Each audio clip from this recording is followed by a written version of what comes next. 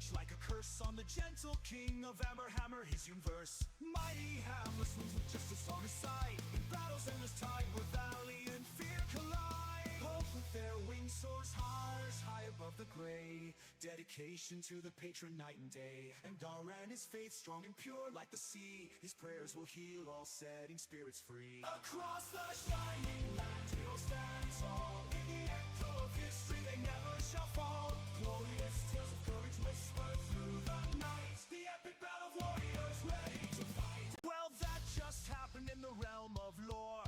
Battles fought and legends born, stories they implore. Valenia, the ranger with her aim fierce and true. Through forests dark and new, she just what to do. Across the shining land heroes stand tall. In the echo of history they never shall fall. Glorious tales of courage whisper through the night. The epic battle of warriors ready to fight. The sorcerer stands with magic so sublime. Her heart fierce and forthright, bending space and time. A mark of death sits upon her tired soul, haunted by shadows that she cannot control. Across the shining land heroes stand tall. In the echo of history they never shall fall. Glorious tales of courage whisper through the night. The epic battle of warriors ready to fight.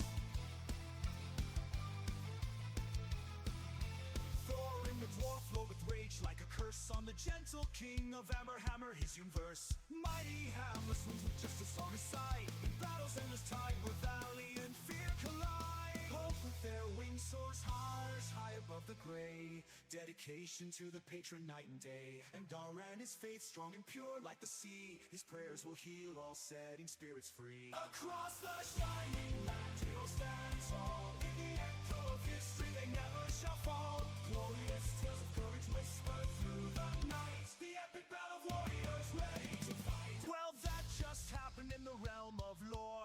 Battles fought and legends born, stories they implore. Valenia, the ranger with her aim fierce and true. Through forests dark and new, she just what to do. Across the shining land heroes stand tall. In the echo of history they never shall fall. Glorious tales of courage whisper through the night. The epic battle of warriors ready to fight. The sorcerer stands with magic so sublime. Her heart fierce and forthright, bending space and time. A mark of death sits upon her tired soul, haunted by shadows that she cannot control. Across the shining land heroes stand tall. In the echo of history they never shall fall. Glorious tales of courage whisper through the night. The epic battle of warriors ready to fight.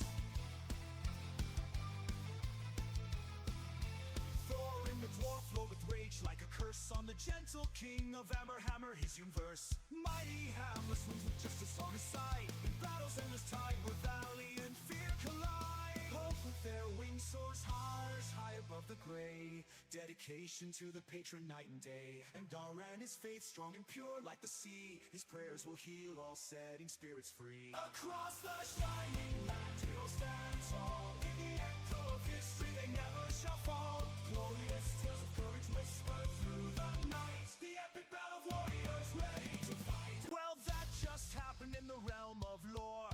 Battles fought and legends born, stories they implore. Valenia, the ranger with her aim fierce and true. Through forests dark and new, she just what to do.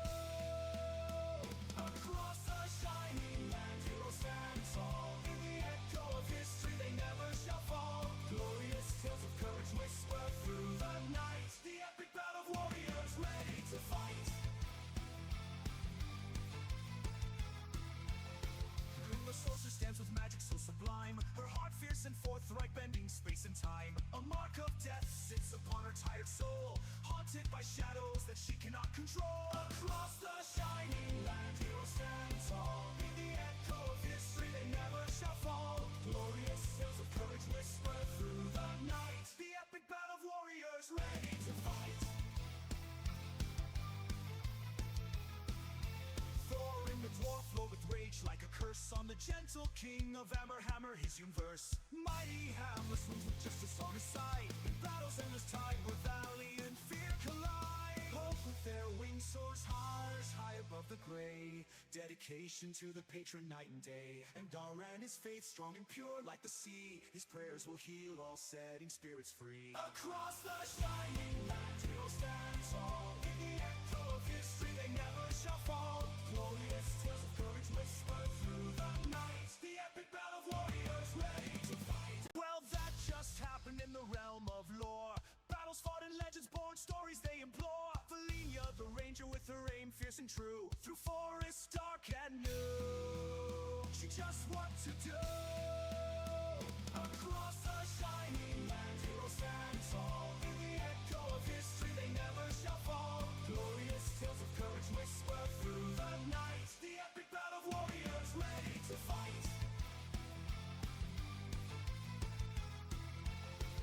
The sorceress stands with magic so sublime. Her heart fierce and forthright, bending space and time. A mark of death sits upon her tired soul, haunted by shadows that she cannot control. Across the shining land heroes stand tall. In the echo of history they never shall fall. Glorious tales of courage whisper through the night. The epic battle of warriors ready to fight.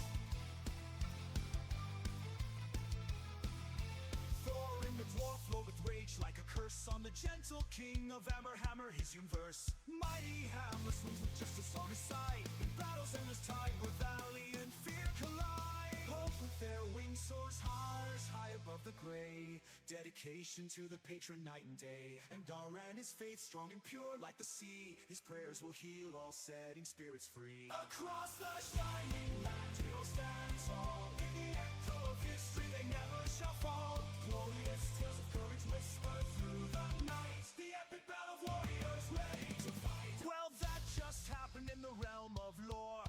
Battles fought and legends born, stories they implore. Valenia, the ranger with her aim fierce and true. Through forests dark and new, she just what to do. Across the shining land heroes stand tall. In the echo of history they never shall fall. Glorious tales of courage whisper through the night. The epic battle of warriors ready to fight. The sorceress stands with magic so sublime. Her heart fierce and forthright, bending space and time. A mark of death sits upon her tired soul, haunted by shadows that she cannot control. Across the shining land heroes stand tall. In the echo of history they never shall fall. Glorious tales of courage whisper through the night. The epic battle of warriors ready to fight.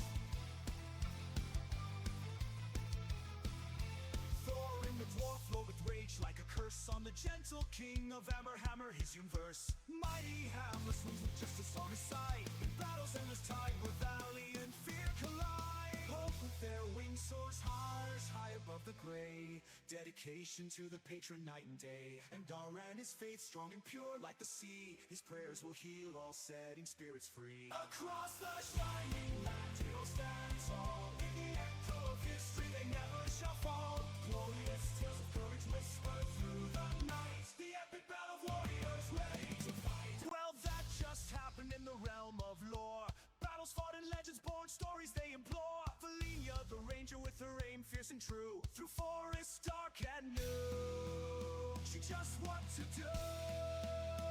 Across the shining land heroes stand tall. In the echo of history they never shall fall. Glorious tales of courage whisper through the night. The epic battle of warriors ready to fight.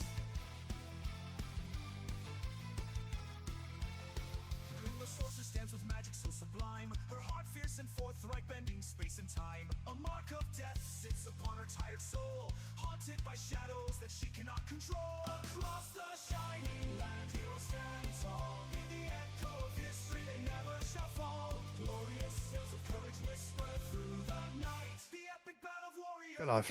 Let's get on with it. Fantastic. Yes, lovely. Yeah, apparently so. And so that's why we don't have listening devices in our house. Anyway, And that's why I have my finger over the mute button. You see, I love it when people make their own things to be paranoid about. Like the safe, the safe last week. I think that had to be my absolute highlight. We manage it in every single adventure where someone has a very heartfelt approach to an inanimate object that they are convinced is a living thing. In the first set of adventures, it was a rug that you guys took about 3 hours to convince yourself was just a wet, mouldy rug in a dungeon. And then I Or poured was my it? heart out. No, you ended up taking it home, I seem to remember, and drying it out and using lots of mending spells. And it is actually on the map of the old DDC house somewhere. I can't remember which one it was now.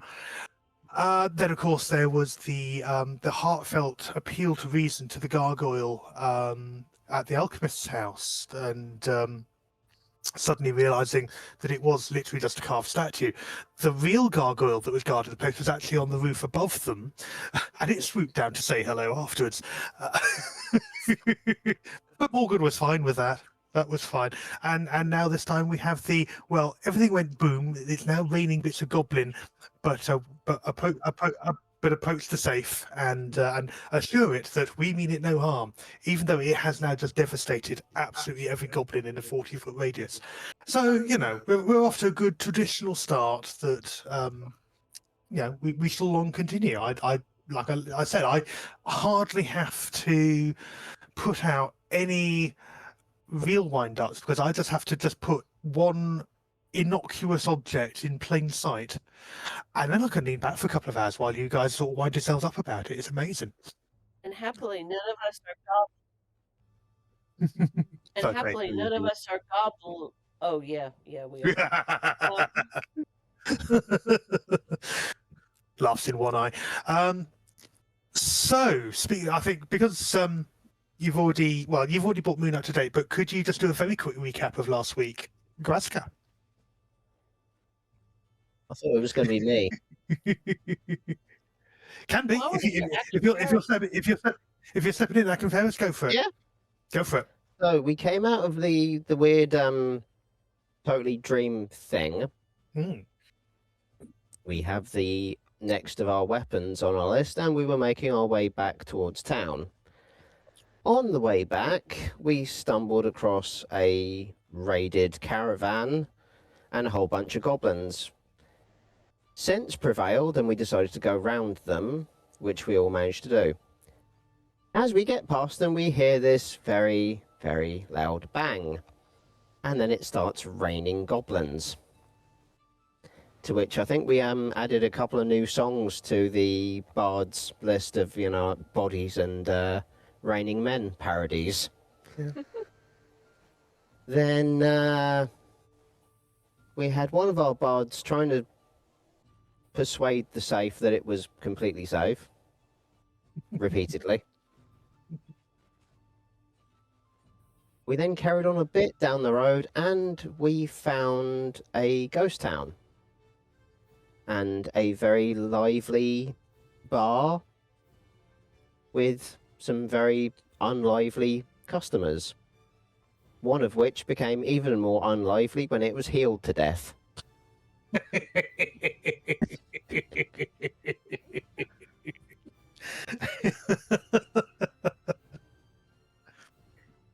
Some of us decided.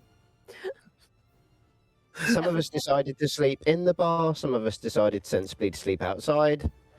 The next morning, we all wake up and the bar is gone. And There's in fact, no But mark for it. I have a deck of cards. Yep. yes. Yeah, we have a suspicious deck of cards that is totally normal, honest. But here you are on the map in the middle of the main street. Ruined buildings all around you, all sort of dilapidated, falling apart. Very much been here for the elements for a good few number of years. And actually, Ariana, as you made the original sort of history roll when you're in the bar, could you make another one for me, please? A history roll. Mm. Yes. I'm not straight friends.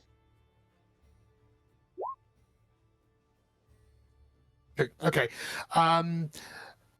Nothing particularly significant other than you reckon that these buildings are considerably newer than the bar that you were in, than the saloon bar that you were in last night.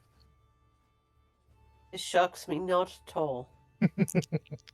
But here you are, and So- it is morning. The sun is starting to rise. You sort of are comfortable enough for having apparently slept on rock and sand all night, and the way home continues. You are close enough that when you sort of hear to the southeast, that you can, on the horizon, see the large outcrop of literally red rock from which the town gets its name. So you can see absolutely where you're going to go, and you reckon another couple of hours, you'll be home, no problem at all.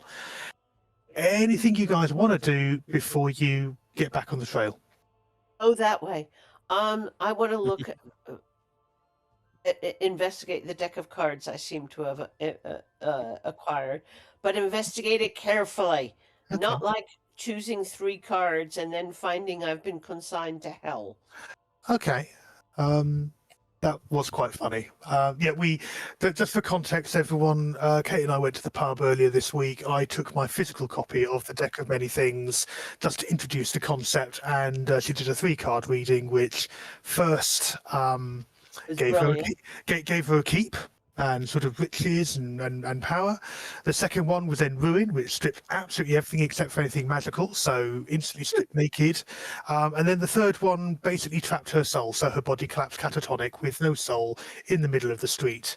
So yeah, that was a really good introduction to the literal highs and lows of a deck of many things. And how to be careful amongst with a deck of cards. Um, You did assure me this is not a deck of many things. Yeah, I know. It's amazing how people believe the DM will talk. Anyway, no, this deck of cards is very definitely not magical. It is very definitely an ordinary pack of cards. What is, I suppose, the defining feature is that the pattern on the back is a heraldic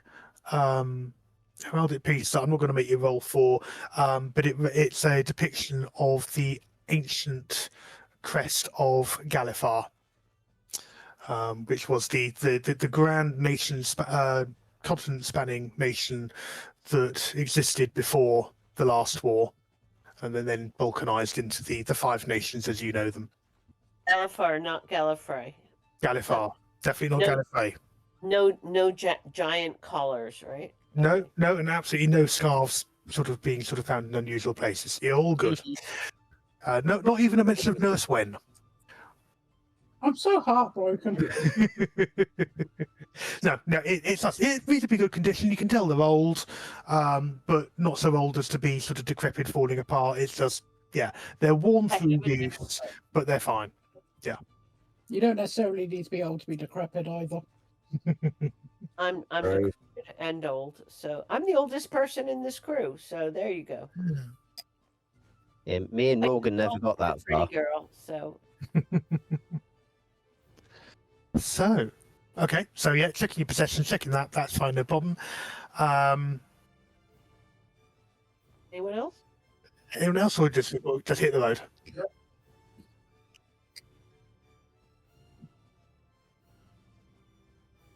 After is that after face planting the floor? Yeah, Gorink is just idly strumming and sort of working, doing their usual, working out some sort of tune under their breath. You can't hear what the words are, but there's some definite tunage, sort of idly going on just to lift the spirits. Yeah, Good tune or terrible tune? the tune is Yes. perfectly fine. Yeah. Like I said, you can't hear the words, but the melodies of the strings. They're sort of trying a few different things. Yeah, that's sort of that little backing track to the rest of the thing as you're getting yourselves up and about. Goes up and starts humming with her because, again, Gorink is the instrumentalist and I'm the singer, so I try to help her get into some kind of tune with the vocals. Gives you a look, but just sort of it seems to be yeah. Yep, just the ever teaching kind of thing. Yes. Okay. Otherwise, yeah. Go on.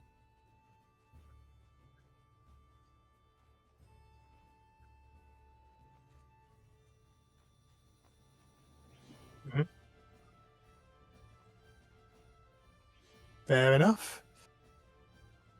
Do that there. Do that there. Just drop that down. Drop that noise down a little. There we go. Okay. No other no other interventions. You gather yourselves, get your packs all up, get yourself moving.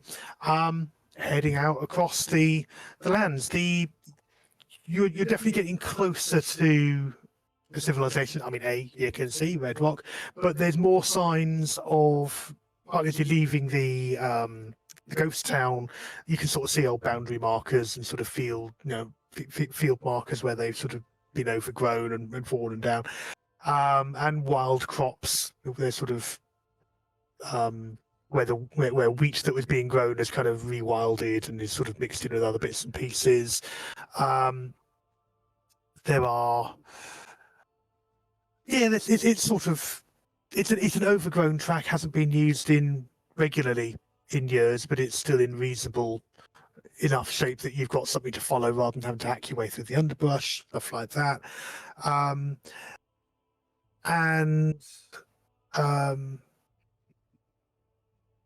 Weather remains pretty clear. It's still early in the year. It was a sort of a chilly start to the morning. It sort of brightened up enough, but you're all well suited and dressed for the weather, and so there's no rainfall, there's no downfall of anything like that. You make good time, and by lunchtime you are approaching the outer limits of Red Rock itself, coming from from northwest of the town. So you're you're approaching for sort of like the more well-to-do end of Red Rock as you're approaching the town. So the houses are bigger, they're grander, they're sort of, I mean, that's not saying a huge amount, but they're better constructed than, say, the tents and for the workers and the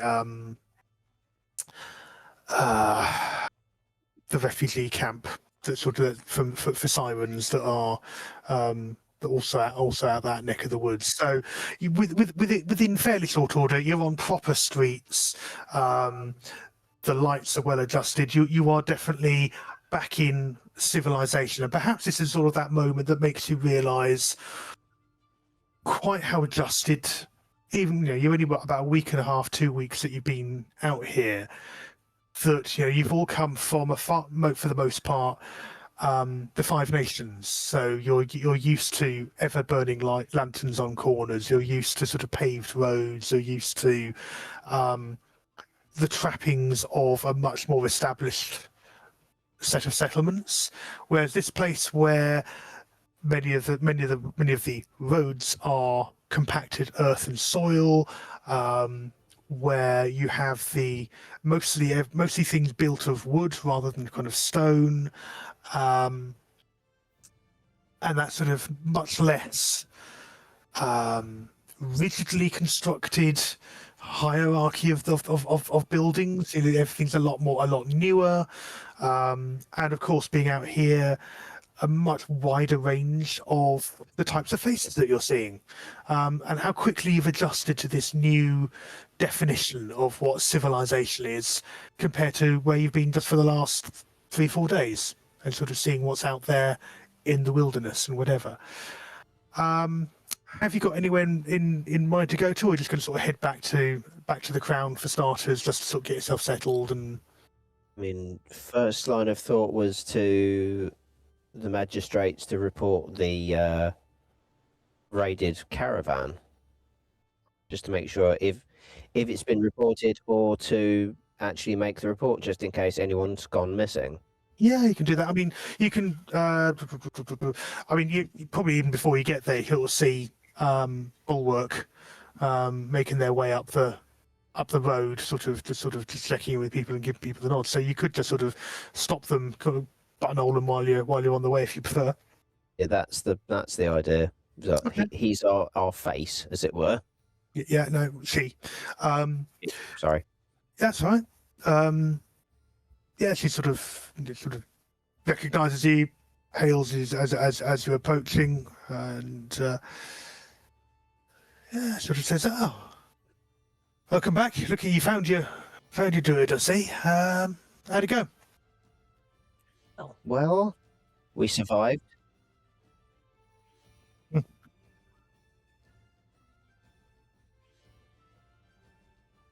Right. Yeah, And also there was a. Oh, go on, Akin Ferris. yeah, couple of things. The ghost town, a little bit a ways. Anyone reported a tavern that keeps popping up there, or is that, just we found that? Not a ghost tavern. I mean, there's stories of sort of people finding bars in unusual places, but if the sun gets so hot out there, we kind of assume people are No, a no. little. And this one's real. Okay. And it may not always be in the same place all the time, but it's real. And I have a deck of cards to prove it. Right. Okay. So we do have a souvenir. We didn't hallucinate. We have proof. But there was a raided caravan further out on the road. Right. Destroyed wagon, Safe. a safe. The occupants and the horse were slain. The party of goblins and the warg that seemingly raided it, also very dead. Very, very, very, very clever version of suicide. Sounds remarkable, but as it doesn't really happen here in town, that's sort of outside my jurisdiction. Just to report it, so if someone anyone comes does up. mark a loss, Okay. What I'd be curious There's a nice map to illustrate. what I'd be curious to understand is not so much I get it's not your Belwick, but if the safe were on its way to Red Rock and someone reports it not arriving, we have understanding of what happened, and we weren't involved, but we understand we were there to see the safe explode rather dramatically. well, I'm pretty certain that was the goblins playing with gunpowder. Right. Okay. Well, if anyone does sort of report a missing safe or a thing, then yeah, I can let them know to come ask you about it. If anyone, I suspect if it happened out there, no one's going to ask too many questions. no, but it's just in case it was either going to here or coming from here, and if the people on it are reported missing, you know their fate. Right. And Was there any house livery? There was livery on, I believe, on the safe or on the wagon itself, but Do you know which house? it escapes my memory. Right. Okay. Okay, that gives it a bit more of a thing I need to keep half an eye out for. Then, if one of the houses comes complaining, I'll There was I'll let them know. I'll let them hear a report of a broken safe seen out in the wilds, and they can come ask you questions about where it might be. Could I ask a question? I don't know, How can does you? so a house, to my knowledge, is a building, but buildings don't talk. So how would it be able to come and complain? We're talking of the dragon-marked houses, commercial houses. Yeah, but how do the houses talk to it's the complain? people within the With it's the people representatives. within the houses. It's not the house itself. The people who work for or are part of the family. So, for example, the train that you crashed when you arrived was driven by a member of House Orion. Well, I don't think that the train can complain, considering it. No, but the members of House Orion who run the train can complain quite vociferously. So it's not the building itself. It's in the same way where people write memos that say from the desk of Jeek. Your desk hasn't said anything. You have. I have a desk. Oh, we hope the desk hasn't said anything, Yeah, we do. Yeah. or grown teeth. Jeek's going to slowly get his notepad out and writes, Beware of talking houses and desks.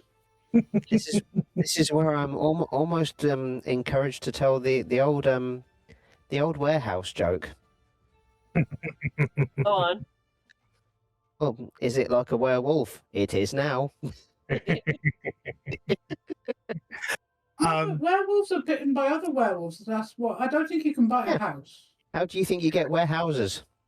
Bulwark says, I will leave you to this fascinating Conversation. Yes. educational segment. Welcome back. Obviously, your room's still, presumably still where you are, unless you've Yeah. arranged anywhere else.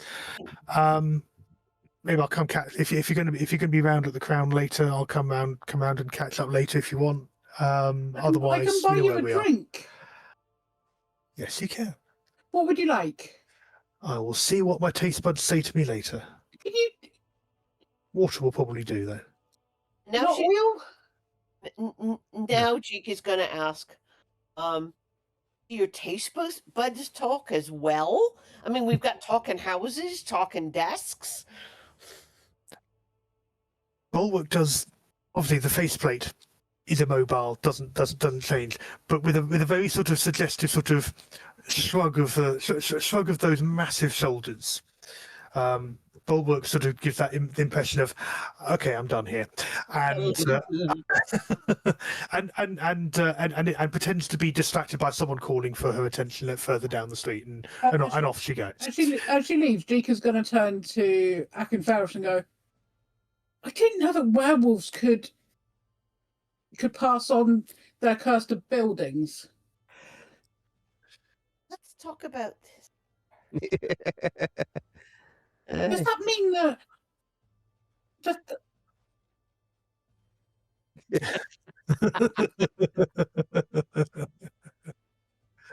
Oh, bless. Right, let's move things forward. Hang on. Jeke's going to then look at One Eye and go, I think I'm missing something here. One Eye just go, yeah. we all are. Yeah, in all due course, you end up back at the Crown, clustered at your usual booth, the usual, various people wandering in and out, and a selection of individuals there. Anyone for a game of cards? Not with that deck. That dice. In a minute, Jeke's going to sort of like, Jeke's going to leave and just start like whistling and go, Mr. Grumbles, I'm home. Make a perception check. I was about to say, do not ask me to fucking whistle. Roll performance check. Oh dear sweet Jesus! No, you can see no sign of Grumbles anywhere at this time. Was not aware you left the cat behind. Well, he's a cat. What else is he? What? I can't have him. Yeah, I can't have him in danger. What happens if you don't come back? Well, he. I think I'd like to think he'd miss me for a bit. But I'm sure that he will find his way back to his home.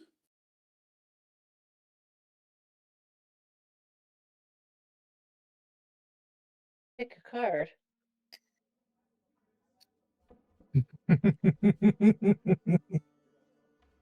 Oh, the only pack of cards I've got is my serial killer top trumps.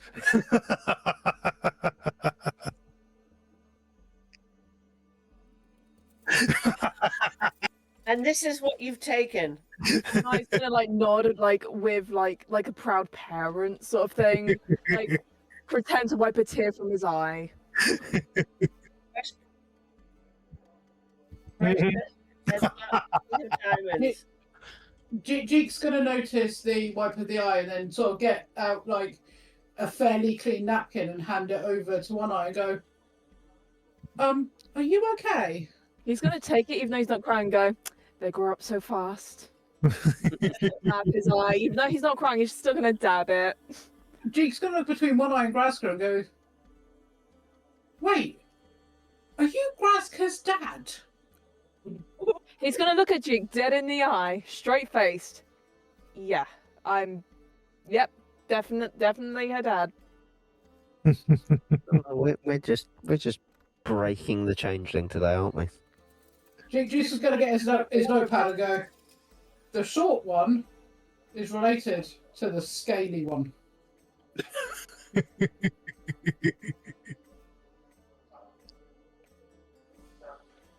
Ariana's snakes are just going, what the holy fuck? Probably the safest decision. So, yeah, usual bunch, a few new faces, a few faces missing. That usual sort of turnover you always get in any place if you've not been there for a few days. Alamash is behind the bar. There is an elf playing on the stage. Violinist, actually the same one that you saw last time you were in. And there are sort of little there's sort of illusions, but they're sort of kind of like mood lighting. Effectively, is what they've cast with their minor illusion. I'm going to go up to Alamash because last time I spoke to Alamash, she said that I could possibly play there sometime, and asked, would the elf mind if I strummed along with them or sang a little bit with them? Go. Yeah, I'll go ask. Give me a minute. It wanders up and sort of in a sort of in a break-in proceeding, sort of as a chat. And yeah, no, the elf. He yeah, looks up and down and sort of says, what do you play? What instrument? What I play lute, violin, but my real talent is singing, or so I'm told. So Okay. let me strum along with the lute with you, and if you don't mind, perhaps I could harmonize with you. Okay, fair enough. And he names a couple of sort of well-known tunes and songs that you're familiar with. You know, you've played them enough yourself over the years, or you picked them up at Open mic night. when learning your craft and all that. So yeah, if you want to put yourself up on stage next to the Think I did? No, you're currently at a table with two very confused-looking humans. Oh, The stage is over here at the west end of the bar. can you ping it again?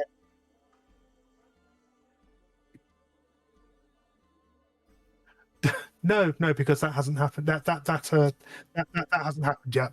That's a couple of years in the future. Am I in the right place now? Yeah, you are now in the right place. Yeah.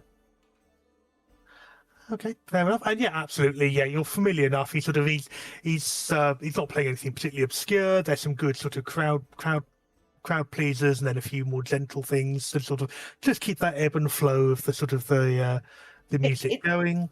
Yeah. It's about making connections here. So that's why I'm doing it. Not because I'm a tart. Okay, I'm a tart. Did anyone?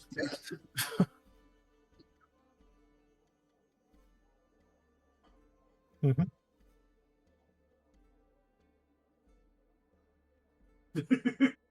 Sometimes it's even a drink they bought. Yeah. Oh no, definitely not.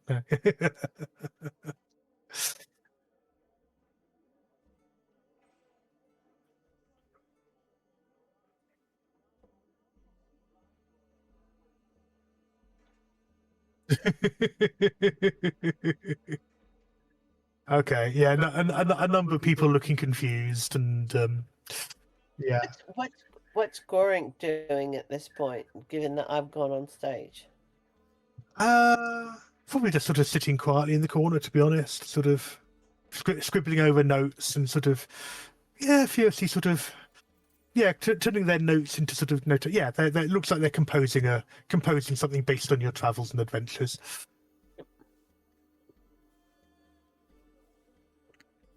Okay, so cool.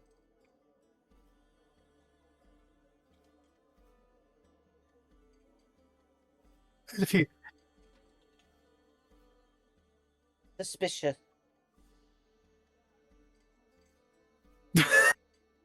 I mean, depending on how we're defining unsavory, really. There's a bunch. There's a group of, as far as you can tell from their clothing and outlook, labourers, all a mix of backgrounds, but you'd say sort of, if not orc, then ogre somewhere in their backgrounds, sort of real sort of mix of backgrounds. So there's three there. Yeah, I'm saying about social class in terms of sort of the, bearing in mind you're in a very hierarchical society.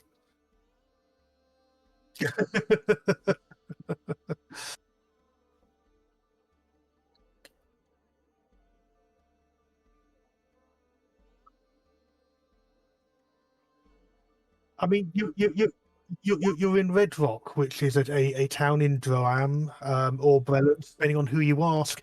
And there are vets. I mean, there's a couple of humans you've not encountered before up there, sort of at this end of the bar, who are keeping a low profile, but that might just be because they're new and they don't know anyone. But they've looks like they've sort of got the worst of the travel, but they look like they haven't been there particularly long. You don't even recognise the faces. Yeah, others you've encountered mostly, around, and some of them are people who work in the town. Others are wanderers that you've seen passing through. I mean, is there anything in particular that you're looking for in terms of the type of person you're looking for? Mm-hmm.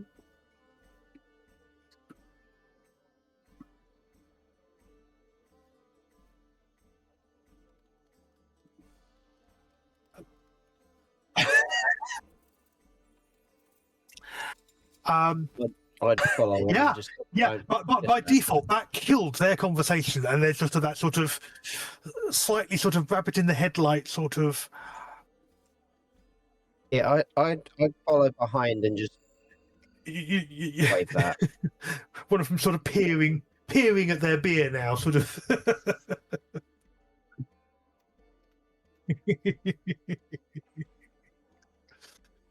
You have a sick sense of humour, little one. Bless.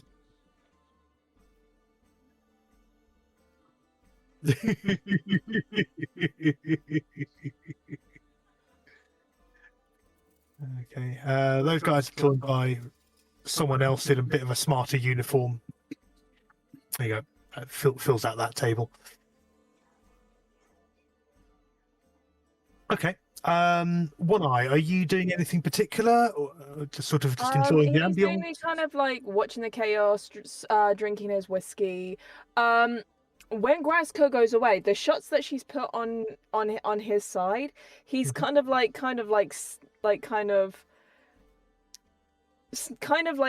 try to get rid of it. He's not trusting drinks, like he doesn't know what's in them.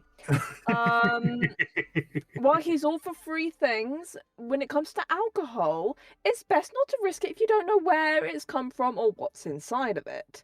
Absolutely, and you know from reputation from being here a couple of weeks that the beer here you absolutely do not want to be drinking. It is categorically the worst beer that you have ever encountered. It's brewed allegedly on the premises. You've not seen a brew house anywhere. God only knows where it's actually brewed. But the gin is brilliant. Oh yeah, this place has got gin is whiskey, good. right? What about the whiskey? Is it good? Oh yeah, whiskey's fine. That sort of they seem to have an ever rotating number of bottles, basically, rather than any one brand. Alamash seems to be quite well connected in terms of people bringing through nice things to drink and sort of a nice sort of set of supply chains. Yeah, I think what One Eye's gonna do is like with all the shots, if there's like an empty tankard like on the table, he's gonna like pour them into there, and Okay. he's gonna hope and pray to whatever god that no one's going to drink from that mug, thinking, "Oh, here's a free alcohol to drink." Okay. And where are you putting said mug in the hope that nobody drinks it? He's just leaving it on the table. Okay. Fair enough. I shall. It's just going to be a mug on the table, a tank, like an empty tank on the table. He's just, when Graska walked away, he just like poured the shots into. Okay. Fair enough. Right. Lovely. Okay. Thank you. Oh no.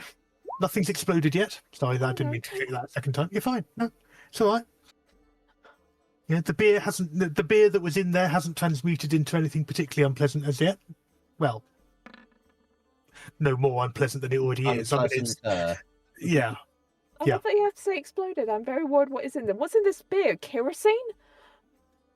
Well, do you want to taste it and find out? No, I'm going to stick with my whiskey. Damn it! It would have been One Eye knows mean- the whiskey is safe. I mean, the little paper umbrella's probably melted and fallen apart by now, but yeah. Before Graska comes back, he's going to look at the people around the table, point to the mug, shake his head. Geek, do you notice this? Make a perception check. Oh no. Is there a potted plant? If you get Jeek to drink, I'm not going to get Geek to do You're anything. so gonna drink. So pretty much it'll be Jeek and Gorink at the table. Yeah, you have noticed that One Eye has loaded this mug up with whatever strange concoctions Graska's been pulling out of nowhere. It smells like paint stripper. It's you reckon so far in there is gin, whiskey, creme de menthe, quite possibly some orange liqueur of some description. And There's beer. at least one shot of port in there, and something along the lines of a coffee liqueur. So that's in there so far. Okay. What about Goring? Yeah, I was gonna say, does Gorink notice my warning? Oh, that's a good question because they are very, very engaged. And let me just open up a new tab and bring their cat up. That is a very good. Actually, I could probably just do it on my phone. just say Actually, now. This is when we have to say, sorry, Joe, I mean, you need a new because character. Joe didn't come along. Joe Killed can you. die from alcohol poisoning. Oh no. Characters. Where's my campaigns? That's the one I'm looking for. So I didn't have a spare page open. View the campaign. Find Gorink. Perception, I said, wasn't it? Yeah. Huh? Okay. There we go. Features and traits. Perception. Oh, this could be interesting. Let's see what we get. 7. Oh, They're really wrapped up in they sort of see you point to it and sort of nod absent-mindedly and then carry on with what they're doing. That's fine. Did they Oh, drink it? God. No, they just haven't noticed any warning as yet. So, it's fine. It's all fine. Everything's fine. So, is there a plant somewhere? Not around us, around this table, and that's why the mug's still on the table because there's nowhere discreet No, to put no. it. Jeek is go. Is there like a window next to us? No. Well, no. Opposite. So there's two out the front. There's a closed window next to the. Well, actually, where Akin Ferris apparently is. Jeek is going to take the tankard. Yeah. And sort of like, he's going to take it outside as discreetly as he can, and just pour it on the ground. Out the front or just out through? Because the window next to Akin Ferris. Out the front. Okay, out the front. Fair enough. Wander out there. Yeah, Aruch sort of gives you the nod as you walk out. Bit of a raised eyebrow, but you get the impression you're not the first person to walk out with a beer mug and tip it over the edge. Probably for very different reasons. But yeah, no, he doesn't stop you. So gives you that sort of gentle nod of you're a familiar face and all that. Yeah, fine, no problem. Jake's then going to give the shyest sort of try and look confident and goes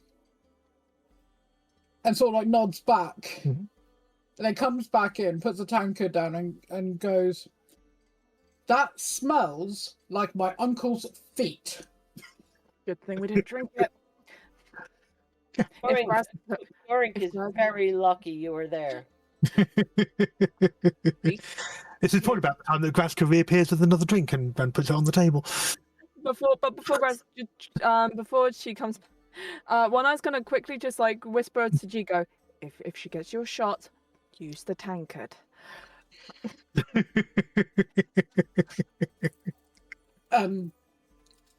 Jake just goes, "I'm just going to stick to juice."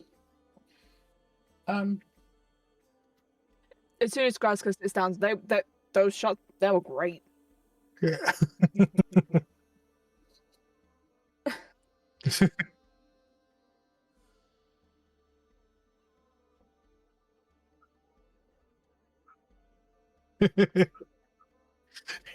I made a little joke that I'm very proud of.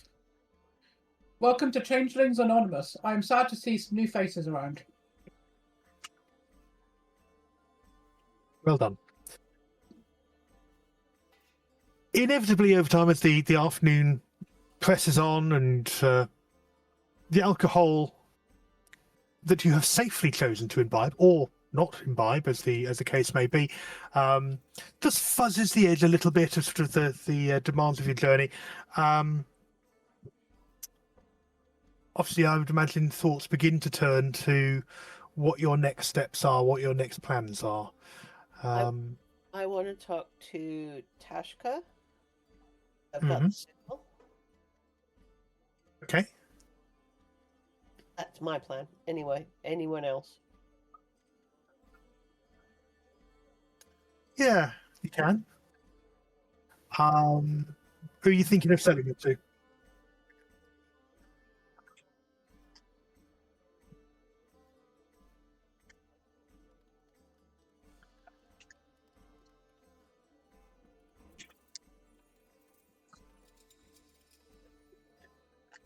You've seen various birthplaces in town.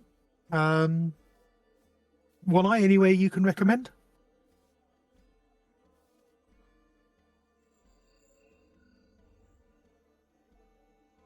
Yeah, microphone, I hate you. Right. So trying to fiddle around with the bloody microphone. Fucking hate microphones. Right. I was distracted with trying to get my microphone. What was that again? Graska's picked out a couple of rubies that they picked up along their travels. Doesn't really know what they're worth, but is looking for somewhere we could shift them. She could shift them rather. You could do talking to the barmaid. But because I was able to do some dealings, wasn't I? At this part. Yeah. How? If I could tell the sort of quality or something with the ruby to make sure I wouldn't get scammed or something. Make a, what should we go with? Let's go with a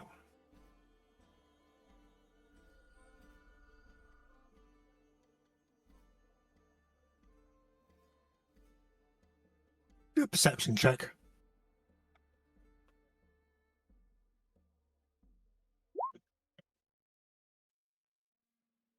I know, fuck all. They look pretty. It's not your area of expertise. Fair enough. Graska, how many rubies did we have? I know that we could potentially get coin for them, but I was just wondering if I could take one of them as a gift for my mother. when she takes a human form, her eyes normally go red because it's her favourite colour. And I was just wondering, you know, a ruby for my mum.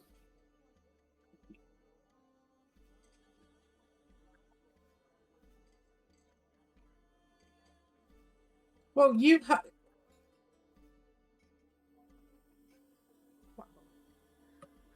Normally, I'll- I'd do one for money, but we can sell one, and I guess you can keep the other. That is okay with everyone. I'll make sure to put. I'll make sure to tell her that it's from all of us. I won't take the credit for the for it. Yeah, I just thought it'd be nice. Okay. Okay. And then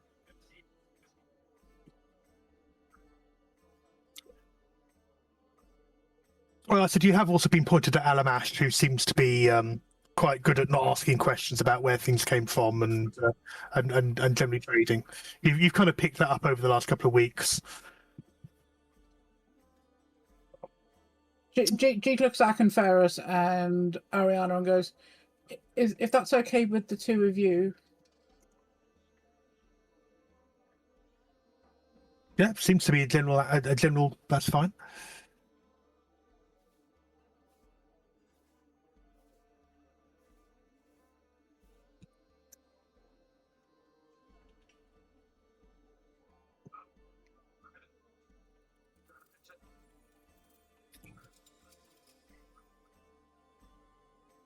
She's up by the bar.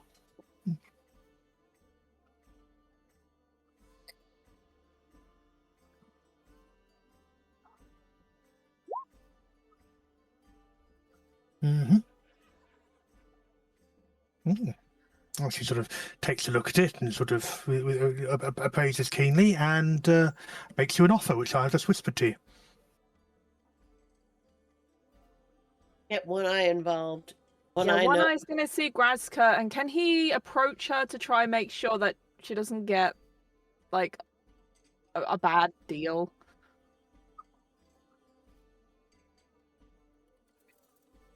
Okay.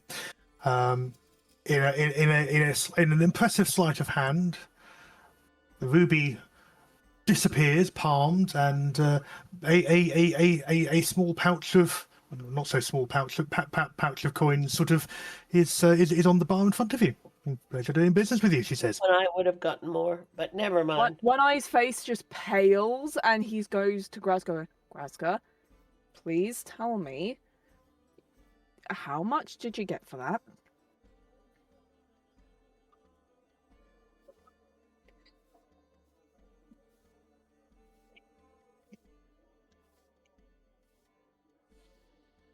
Okay, out of character, Tim. Because obviously I don't really know these sort of things. Okay. He's gonna kind of You failed your perception check, so that sounds fair to you. Yeah. He's gonna kind of like sigh, like, oh, thank God, thank the gods. Yeah. I thought you would have been happy with 30 copper. Oh. Okay. I mean, as Grazka says, that sounds a fair price for a ruby of that sort of size and look.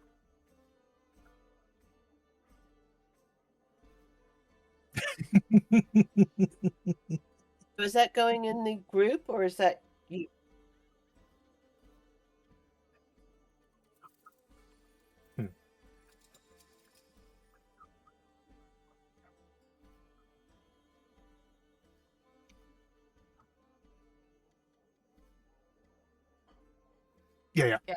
Yeah, One Eye's gonna breathe a fresh of relief because he genuinely thought like Grazka would have been happy with like copper or just silver for it.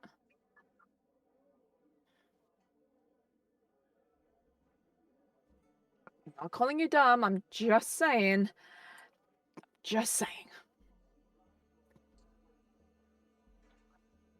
Words. I mean, to be fair, in Draconic, you probably sound like a 3-year-old. Oh, ow.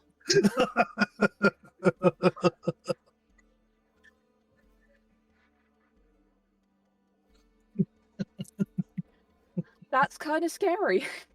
Uh-huh.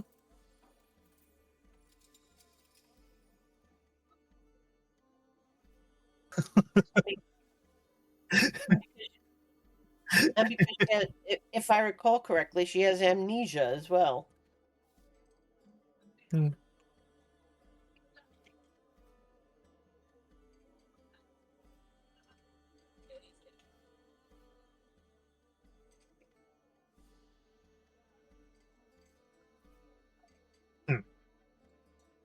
And there's that similar approach with Zeke, for example, not as familiar with civilization. So that's kind of a point of similarity. Yeah, And- Jeek literally lived in a village of entirely changelings. The first time he met a non-changeling was when he went to hunt down his teacher. So, in fact, Zeke's not used to all you still looking the same way when you wake up in the morning. I mean, that's taken him ages to get used to. Jeek's probably like, "Wait, you haven't changed your face? Are you okay?" Doesn't that get boring? Or how brave of you to commit to a single identity? All these solids. Oh my We god, can't get that, solids. that just reminds me of the joke. No, like the insult. People say you're two-faced. Why do you use the ugly one all the time? Like it. Yeah, like that. I feel that. I'm so upset now. I'm not playing a bard because that would be the best.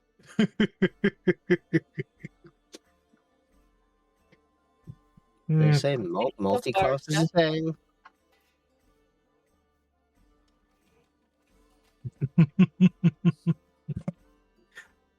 How's the performance going?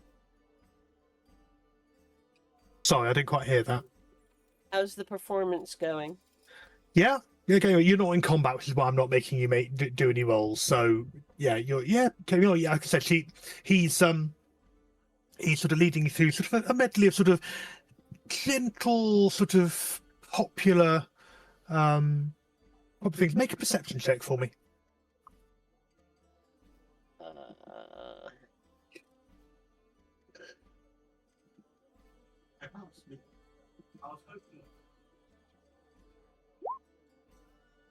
Okay. So one thing you do notice is that, yes, he's doing quite simple bits and pieces, and there's obviously he's using some of his attention to like I said, to make this kind of mood lighting with illusion, minor illusion spells around to sort of not quite full on special effects, but it's sort of to match the mood and the of what you're generally playing. But you think that part of that is because he's also doing quite a lot of people watching. You notice he's sort of carefully, he makes note of who is leaving, who is coming in, who's sitting with who. There's that sort of very, very close observation of the crowd taking place. You also spot that along his neck, and it disappears out into clothing, he has a dragon mark. Which one? Ah, well, make an Arcana check. It's not one you've encountered before.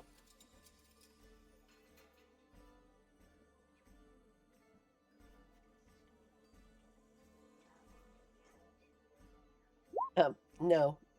Okay. I have no idea. No, yeah, you can only see part of it, but you just sort of see the mark of it, and you can tell it's not a traditional tattoo because dragon marks have got sort of this sort of this sort of that sort of slight not exactly an arcane glow, but there's a quality to it where it's sort of both within and above and below the skin all at the same time. It's quite hard to sort of it's almost like it's sort of scribed onto the reality of someone as opposed to just being something worn beneath the skin. So yeah, so you can tell it's magical, you can tell it's a dragon mark, but it's not one you're familiar with. You can't see enough of it to work out what it is. She starts playing something she knows, maybe from her training earlier or just something she likes. I mean, at an appropriate point. She doesn't just Take leave. Okay. like There's a brief nod, and then he switches to sort of being on support on that. and sings and lets her snakes do their thing as well. What she's after doing is one, getting a reputation in the town, fine. but also to see how he reacts, given that he's been controlling very much, with his, and maybe I even use a bit of my prestidigitation, which is a cantrip for me, to appropriately, again, nothing outrageous, but just what I want to see is how he reacts. It, and perhaps I prestidigize. Um, What were you doing? Can clip that? my just Jesus, am I that interesting? That the minor like minor dragons, just in general, So maybe I'm singing a song about about a tiny dragon who attaches herself to a commoner. I'm making this up as I go. Yeah. Who attaches herself. It's a folk song, I'm going to pretend this is something that's known. Who attaches herself to a young girl, and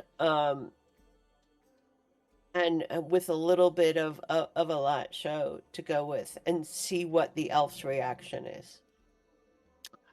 Okay. It's quite a lot all in one go. So I'm going to ask you to do a performance check of how smoothly you do that, or whether you crash the vibe, so to speak.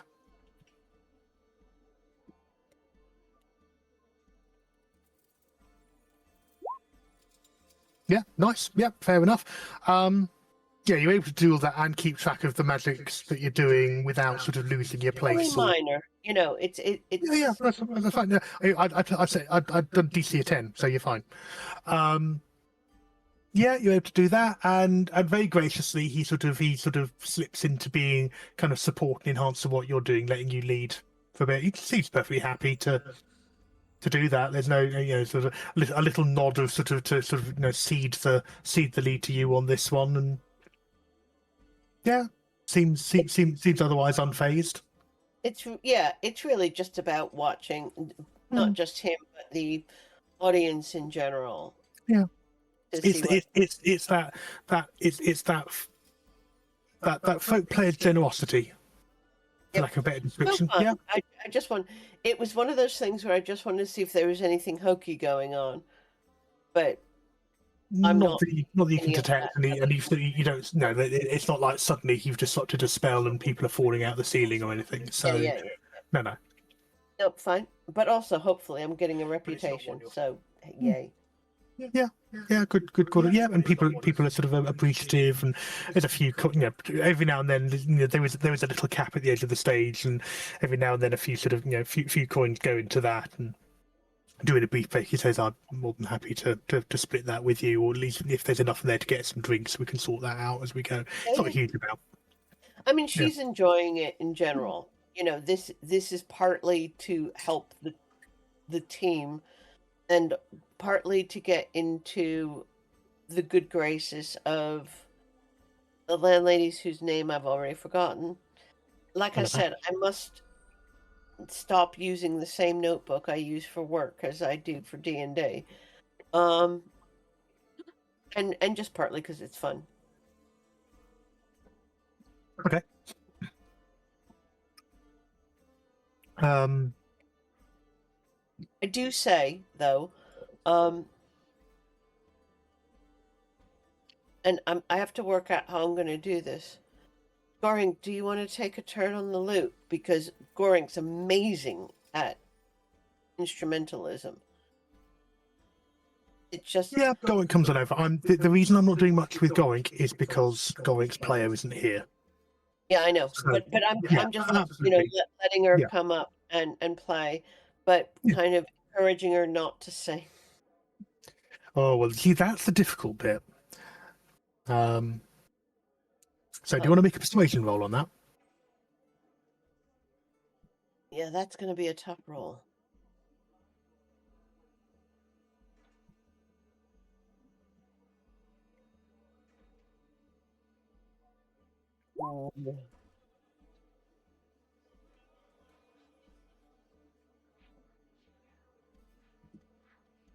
You rolled 10.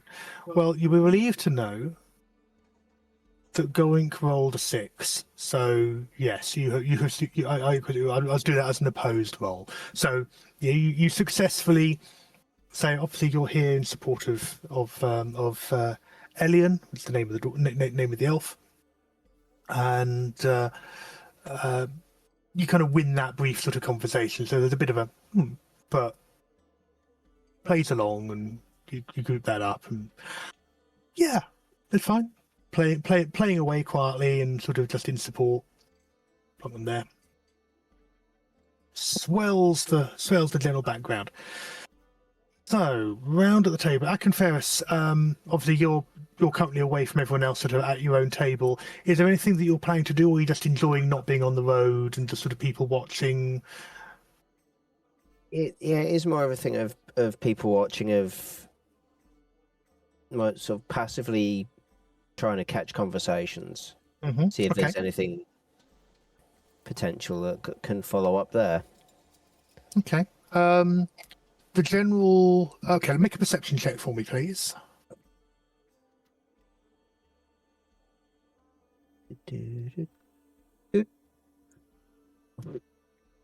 Nope. Okay, so between the music, which sort of seems to be kind of swelling in volume as the afternoon goes on, and there just being so many people in here, it's quite difficult just on that kind of passive level to pick up much of a thread beyond odd individual words here and there and partial words. That's in terms of too much input to sort of really sort of make anything out clearly. What you obviously can see looking around is you've got a group of 4 people around the table down near the door. You've got Essen, the guy that you saw in the dueling last in game time, that would have been about a week ago, with whoever it is that they're regularly there. So it looks like they're regulars, and that's their regular booth. Obviously, you can see Geek, Graska, One Eye just at your booth. You've got these 2 who you reckon are merchants passing through. We'll call them merchants, Lucy. There's a bit of a rough edge. You suspect they might be smugglers, but we'll call them merchants. These 3 here at the table immediately south of you, humans. Again, you've seen them around, but not in and around town. So you suspect they're kind of drifting through, or maybe they're from one of the surrounding towns. What is interesting about them, and I'm not going to make you roll for it, is that the woman there, her accent is Siren, spelt Cyran, and you're aware that there is a contingent of Siren refugees in the East End. Now, for context, for those of you who haven't picked up on that, Sire is the nation that was destroyed on the day of mourning. No one is sure what happened, but a massive magical catastrophe overcame the nation, which was the traditional home of House Cannith. It's pretty much central to the main landmass, and its destruction, in its place are massive great walls of mist within which screaming faces appear. It's an extremely dangerous land. People often go in and do not come back out, but tales have emerged of people who have sort of dipped in and out, of creatures warped and twisted into mockeries of their normal selves, of there being a grand plateau of glass from which has been sort of laid waste by some sort of magical energies, and it has actually disrupted lightning rail links between the east and the west of the continent. So a massive, great sort of gaping chasm. To the south of it is an uncontested. Not uncontested, it's very, very contested, where it's that land where the nations are kind of fighting over who has control there, but there's a lot of that was ceded to goblinoid mercenaries who basically wanted their own land in payment for their services. But there's this massive diaspora of sirens who are very recognizable by generally having red hair, pale complexions, and no one quite knows what to do with them because the refugees are arriving as a massive mix of common folk, of traders, of professionals, of displaced royalty, and there is no central plan. So for them to have come out here suggests that possibly someone in Breland said, I can't have you on my land, but I know that there's this place over here that's setting up and they might appreciate more bodies. But it's the first siren you've seen for yourself. You've been generally aware that they are around, but she's the first siren that you've spotted. Over here, again, locals. You've seen them around. Over here, there's a Warforged talking to Valley, the reporter that you met on the on the train. He looks like he's back in town. Can move that one there. And they seem deep in conversation with sort of a fair few half-consumed bottles of wine in front of them. So that's sort of what you get, sort of getting a glimpse of who's in around at the moment. Okay.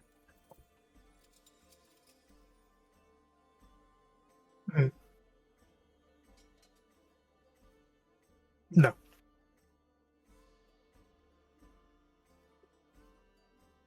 It is now. It's now getting on towards supper time. So 5, 6 in the afternoon, early evening. Yeah, the sun is starting. It's starting to go down because it is technically winter. But yeah.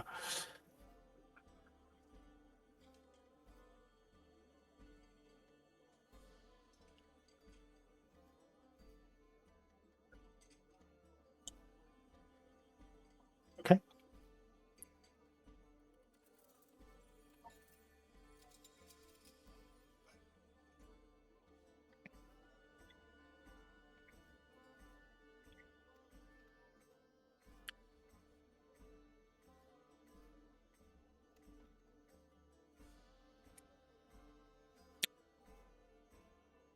Centre of attention and all that shouldn't be a problem unless anyone is. No, looking around. Okay, yeah, he's left a sip away. I'll just move you outside the bar just to show you're not at the table. Yep.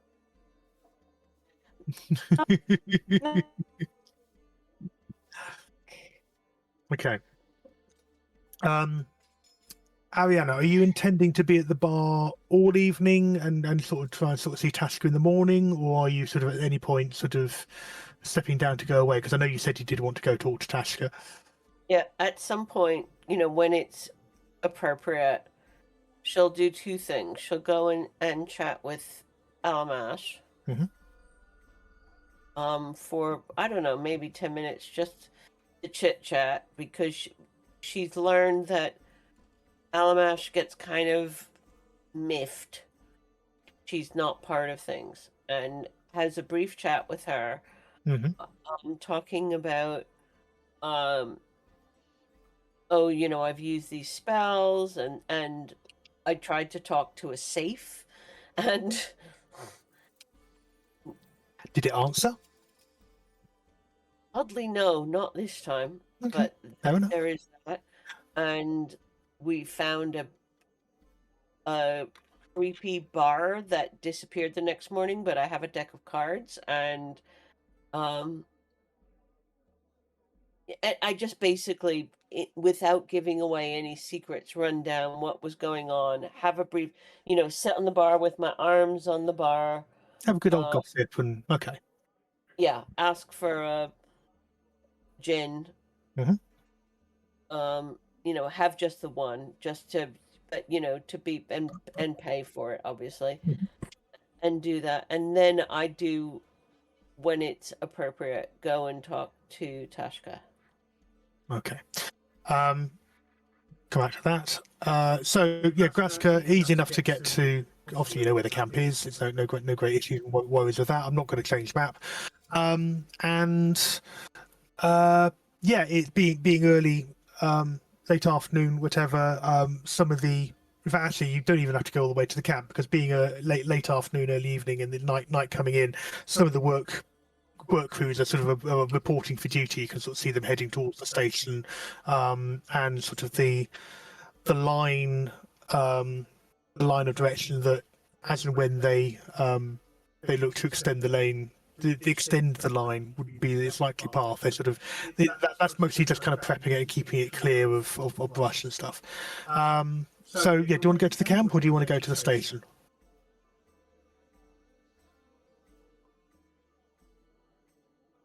Okay, no problem. Easy enough. And yeah, you find sort of usual mix. It's that sort of that shift changeover.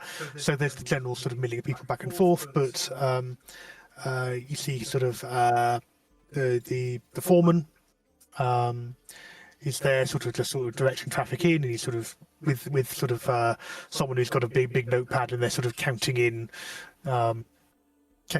supplies that have just been delivered and things like that. So it gives you a wave as you approach, sort of. Oh, good to see you. How you doing? Sort of thing. I'm deliberately sort of doing the thing because I'm assuming you're talking in Draconic. Oh, good to see you again. How are you doing?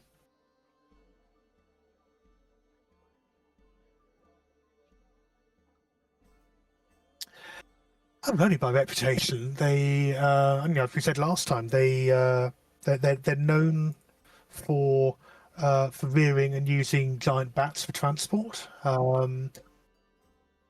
Yeah, and are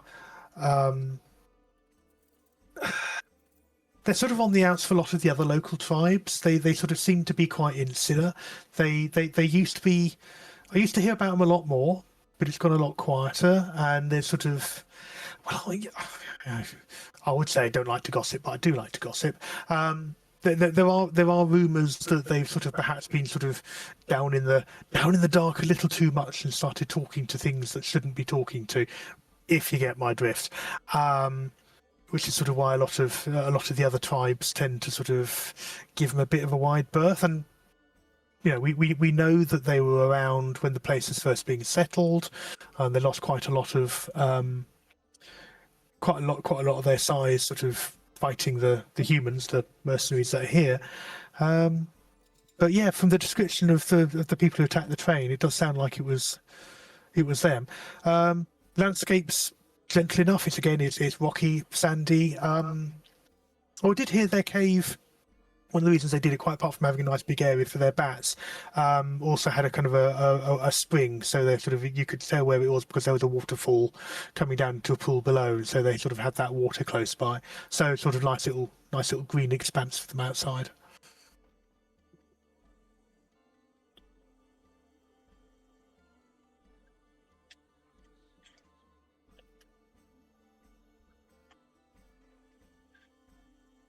They generally, well, yeah, they're generally, like I said, they're quite insular, so they will tend to be around their main cave area. Like I said, they've been really quiet for a period of time. So I couldn't even tell you who's the chief there. It's different background anyway. They're kind of red scales, we're blue scales. Very different sort of background. Yeah, well, as you can see, I'm red, but it's it's weird that I haven't seen many other red kobolds around here, but we're thinking about heading out that way. We've heard a couple of rumours. Mm-hmm. Right. So obviously we were deputised, so we're going to try and head out that way and see what we can find out. Any reports of anybody going missing or? Well, this is the frontier. There's always people going missing. Obviously, I mean, out that neck of the woods, don't hear so much from there because it's quite off the trading routes. So we don't hear a lot else in terms of anything that's been impacting supplies coming in or some of the work we're doing. We're more focused at the moment. They're due to be bringing in next week. Replacement capstones for the three that got damaged in the station. Yeah. So over the next week or so, we're going to be as a team sort of focused on kind of getting those properly in place and enchanted. So the kind of where most of our attention is. I haven't really heard much about anything else. That's okay. Well, hopefully we can get back. We can come back from there and Okay. find out what's going on, because as kobolds, we tend to be quite social creatures, and for a kobold tribe to disappear like that is unusual. Yeah. If I had more in my memory, I'd probably be the person answering the questions, but Well, experience is a good teacher, as they say, and maybe seeing people who are familiar, who are similar to similar to you. Maybe that'll dislodge some memories. I just hope they're not involved in whatever's been going on that we've been looking at. So, we'll see. It's all bringing a bit of a nasty taste to the mouth in terms of, obviously, people hear kobolds attacking trains.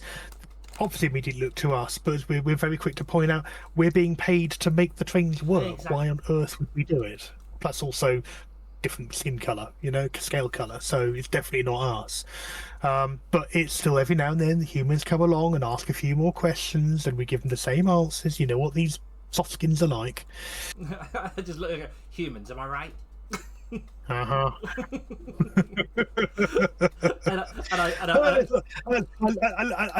A little grin and a nod to the records keeper, who sort of sighs deeply. You can see that a lot of the paperwork they're signing and tripling off have got House Orion headed paper, and it's like forms in triplicate and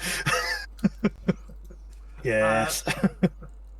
Grazka's gonna just say thank you and then be like, well, hopefully I can buy you a drink at some point, but thank you. You're always welcome. Thank you for helping where you have so far, and I'll see you at the bar sometime. But I'm gonna go back and hopefully we can get some answers. Sounds brilliant. Okay, well, good luck. So we're going to get all this checked in, and then and then the night shift begins. So at least that'll be more comfortable. I can take these bloody glasses off. Big 6 bottle bottom sort of dark glasses on against the sunlight.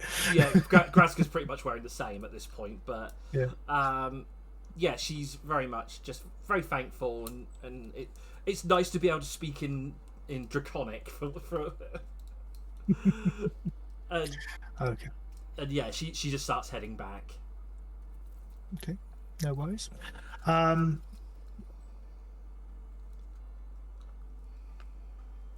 can Ferris, in terms of sort of what you've been observing, things like that. Are you just happy to sort of just generally be there, or you got any plans for the evening? It is generally just trying to information gather, and with it being a bit loud, it's a bit of a sensory thing. I'm also noticing I'm very much on my own in that place, so it's like, yep. Yeah, you are the only tiefling. Yeah. And no one is approaching to join you. Now, whether that's just because you're giving off "I'm going to kill and eat you" vibes, or just that whole I don't know what you are, or maybe even that you're one of those adventurers.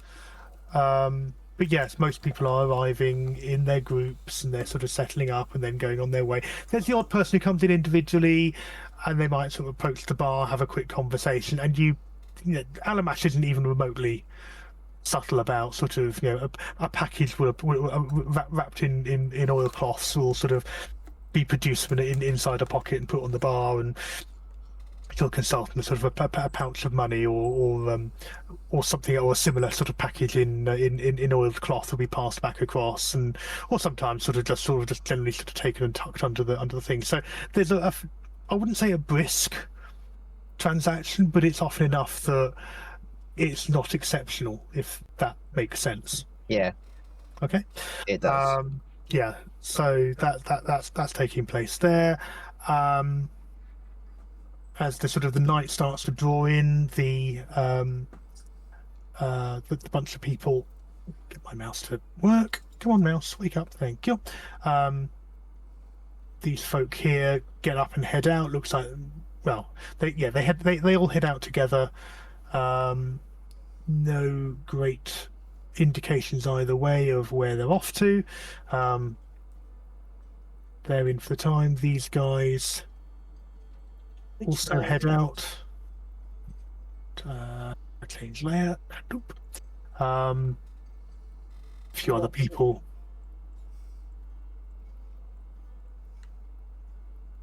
Have come in. Just put them on the. Careful you don't move Ariana down to another layer or something again. I'll try not to. But I'm not seeing what you're doing, so oh, there we go. Yeah, that's right, because I was moving people around on another layer. So there's you. Ariana's over there. Right. One Eye, are you making any plans for the evening, or are you just sitting in observation? I think what he's gonna do is just kind of like people watch, but also he's gonna write a letter, like some parchment, write a letter to send off like at a later time. He's just writing a letter back to his mother, just making like pretty much letting her know he's safe, he's cool, you know, everything's fine. He's, you know, and kind of give a rough detail of what's happened, but not so much to make her panic. Fair enough. Kind Fair of like enough. PG-13 the adventure a little bit.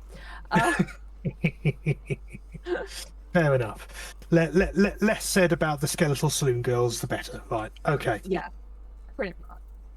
No worries. Okay. Fair enough. Cheek, have you got any plans for the evening, or are you just sort of in, oh, thank God we're off the road and not To be being fair, eaten Jake by anything? hasn't done anything for a few hours because you haven't come to me. Which is why I'm doing the rounds. Okay. Jake's gonna notice Akenferris sort of like sitting on his own Yeah. and move himself over. Just leaving One Eye with the tankard of poison. Yeah. Jake's gonna come over and sort of select Akenferris and go, do you feel uncomfortable? A little. That weird thing of when you're on your own, none of your own kind around. I'm kind of stuck with this face, so people judge me however they please. Yeah, I get that. I want to relax and, you know, drop the face, but I'm not used to this many people that I don't know. If you want to drop the face to be comfortable around me, feel free. Jake sighs and just goes, fuck this, and just sort of just drops his face. Okay. In the bar. Yeah. Okay. Give me a moment. Small child Change screams. layer. Small child screams in the distance. Jake's gonna sort of just go, it's weird, when I came of age to go and find myself in the world, I was excited, and now about here in the world, and I don't know what to do. I think the best thing to do is try and be a good person. Try and have a story to tell when you go back. Well, that's why Mr. Rumbles is with me, to make sure that I'm a good person and I don't use my power for bad. He kind of keeps me okay. What's your definition of bad? Because I'm pretty certain that could be useful for some minor mischief here and there. Oh, mischief is fine. I used to put I used to put ants underneath my cousin's pillow because he was scared of them. But more like, you know, more like evil taking over the world stuff. Yeah, that's the sort of shit people look at me funny for. So Well, if you want, when you feel like people have been looking at you a bit too long, and you feel a bit judged, Mr. Grumbles gives very nice hugs. He'd probably be okay with being used as a hug cat. He's a cat? Seriously? Have you met cats? yeah. I mean, have you met people? I just don't know. I just don't know what to do here. Have I noticed your new tail? Oh. Oh, I think Jeek only has the tail if he's enraged. Okay. Give me a minute. Give me a minute. Yeah, so the tail is only there when I'm in rage. If this is I can't. if this is personal, feel free to tell me to fuck off. But how long do you have to know someone to look like them, or can you just do it? It helps. Well, obviously, the people who I've turned into are family members, mainly so that they can get away with not attending their classes. But the longer I know someone, the better it feels, the more comfortable I feel. I once tried to turn into just a friend of my mum's, and I ended up getting the nose wrong. But yeah, the longer I know someone, the better the more comfortable I feel using the face. Okay. Just always one of those things like that must be exhausting, not having your face. I would say it would be like, like actors up on a stage, they wear makeup, and obviously they can't physically feel it, but it kind of weighs their face down. I feel like that with me. Not everyone feels like that, but I feel like it. I think it's because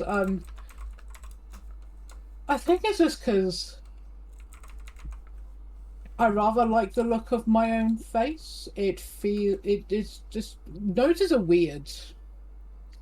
You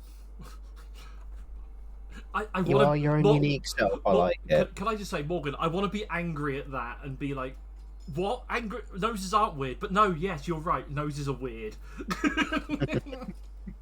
I quite... It's also much easier, like, because when I've got, like, the face on, I can feel, like, bogies up my nose, and I don't really like that. That's valid. Also, eyebrows are not nice. It's just they itch all the time. But yeah, it kind of like, when I've got the face on, I feel like the things that people feel on their face.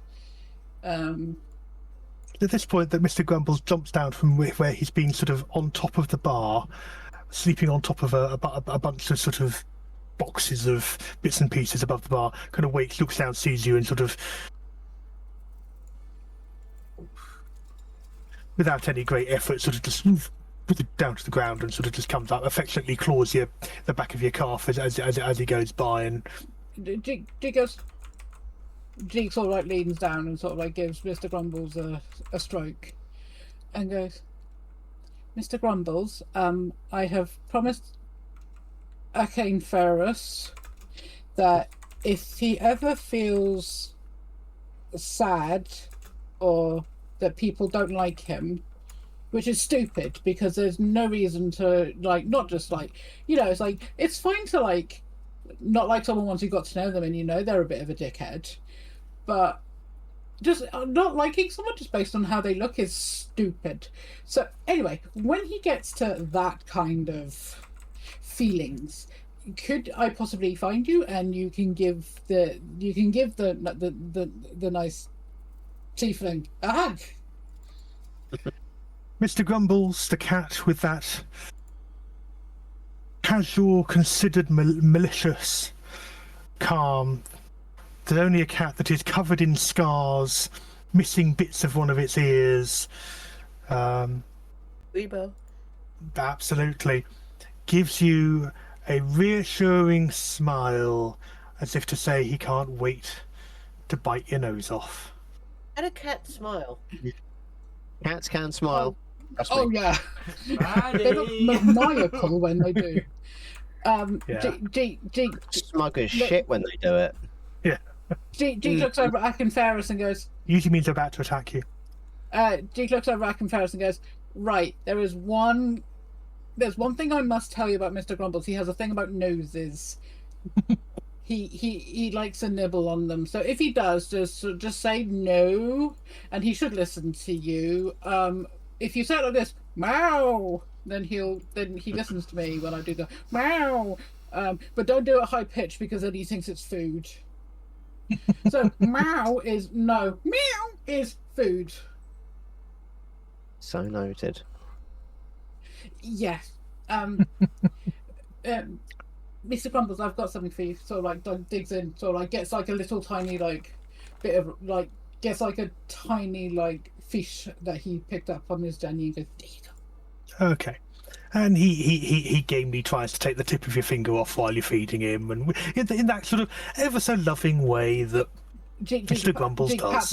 Pats him on the head and goes, "Yep. Why is it always this finger?" I mean, try using the other hand. But that's the hand I wipe my bum with. You can wash your hand. I do wash my hand, but I cannot give Mr. Grumbles fish from the hand I wiped my bum. I think it's a saying, you know, you must not wipe bum with hand that feed cat. Okay.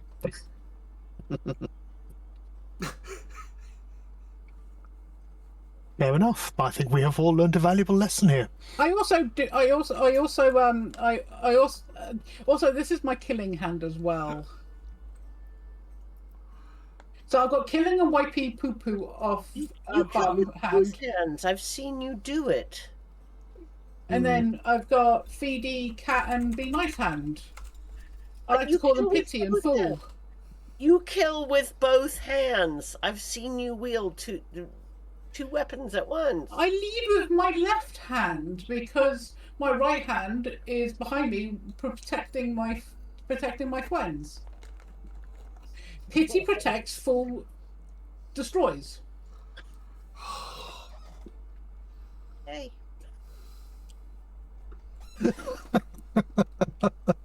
Anyway, Akin Ferris, you are very lovely. To be fair, in my village, red means all sorts of things, but never means evil. I don't actually know the colour for evil I think it's yellow. Could be yellow. Yellow is the colour of pee in that smell, so yeah, it's probably yellow. I forgot. I'll have to remember. The colour's not Could someone really click that, a problem. please? And this is why you don't have deep conversations with a barbarian. Red. So the colour's not the. What is it? The colour- It's what I am.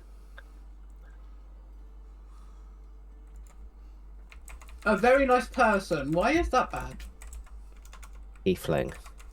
Oh. Why is a tiefling bad? You've heard of hell. You've heard of demons, right? Ah, demon. That's what my dad called me in the mornings as a kid. I'm guessing it's not that. No. Demons tend to get associated with really bad, really nasty, and a lot of races make them look like us. Oh. So we get a real bad rep just because of how we look.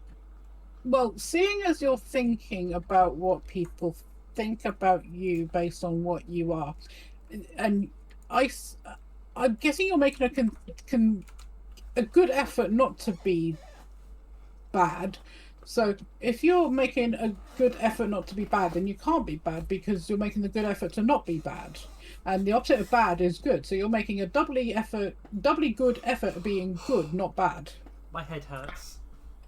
Of Well, course. all I'll say is I may have made one bad choice. We're still seeing how that one works out.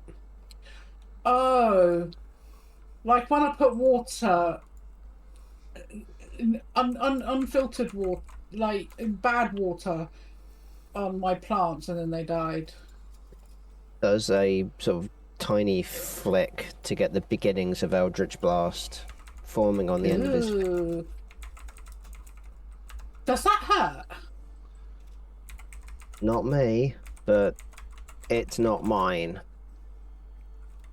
This magic isn't my magic. Oh. Did you borrow it? Kinda.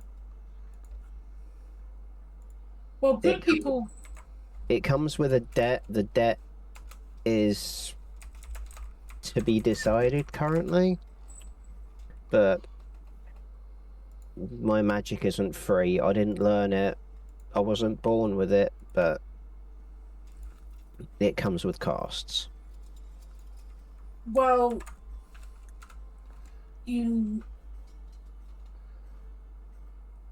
I'm just hoping that you are careful with the cost that you are willing to make to keep the magic, because I do not want the magic to hurt you. It's more not paying the debt that'll hurt me. Ah. How much gold do you need? I don't think it's anything that material. Certainly not yet. Oh. I Yeah. was going to offer up a dress, but you said no, not material. Okay. Nothing. Well, Nothing you can touch, nothing you can hold, but some things are far more valuable than that. Well, I hope that you I just hope that you stuck around, because you are very nice. Put it this way, the most valuable thing you can ever own is yourself, and don't give that away. No, yeah. That's why I'm saying to you, if you feel comfortable like this, then be like this around me. I don't care. If this is you, be you. Thank you. I like this you. I will take. Oh, yes. I like this too, purely because my face doesn't hurt, and you know, yeah. You can sort of, as Jake's talking, sort of like the beginnings of a blush are just like sort of like tingling, and he's like, I'm just going to I'm